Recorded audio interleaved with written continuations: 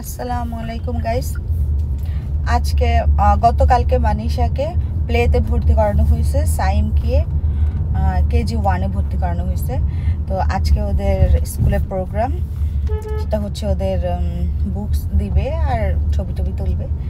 তো মা মেয়ে রেডি হয়ে ভাই সহ চলে আসলাম। হাই বলো আম্মু। হাই সাইম, হাই বলো। Hi guys. অলরেডি আমরা স্কুলে পৌঁছে গেছি। সো লেটস গো, চলো। হাই, আসো এদিকে এদিকে মা।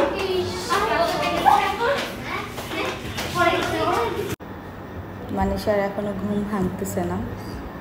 ঘুম ভাঙেনি? নো। আর ইউ হ্যাপি স্কুলে আসছো?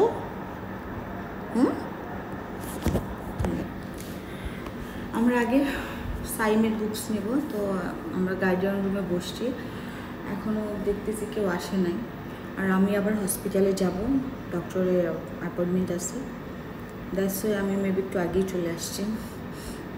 তো তারপরে হচ্ছে সাইমের পরে মানিশার বুকস দিব। কিছু বলবে? নো। আমরা কিছুক্ষণ ওয়েট করার পরেই সাইমের বুকস দেওয়ার জন্য টিচাররা ডাকলো। কেমন যেন, তাই না? নতুন বুকস পেলে যেরকম একটা আনন্দ বা ফিলিংস, ছোটবেলার কথা মনে পড়তেছিল। আর সাইমও খুব হ্যাপি। সাইমকে ওদের টিচার খুব ভালোবাসে।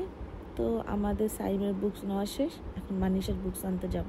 মানিশার কথা কি বলবো, সে তো 100-এ 100 সুপার গার্ল সে। সো আমরা চলে গেলাম। দেখো গাইস, ও ক্লাসে ঢুকলেই মানে এটা একা ধরে দাঁড়িয়ে আছে। মামা একটা হাসি দাও।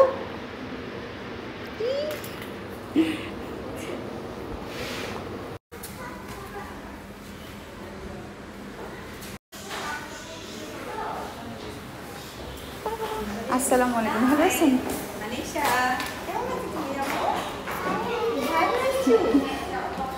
ভালো আছি, চলো মা। দেন আমাদের বুকস নেওয়া শেষ মানিশারও। এখন আমরা বের হয়ে যাচ্ছি, সে আমার আগে আগে যাচ্ছে। এখন মা আমি মিলে যাব হসপিটালে। তো এই ছিল আজকের ব্লগ। সবাই মানিশার জন্য, সাইমের জন্য দোয়া করবা। So thank you. সো মানিশার সাইমের বুকস রিসিভ করা হয়ে গেছে, ছবি টবি তুললো আলহামদুলিল্লাহ। ওদের 1 তারিখ থেকে নিউ ক্লাস শুরু হবে, সবাই ওদের জন্য দোয়া করবা। So tata, bye bye, take care. Mamma tata দিয়ে দাও, টাটা দিয়ে দাও।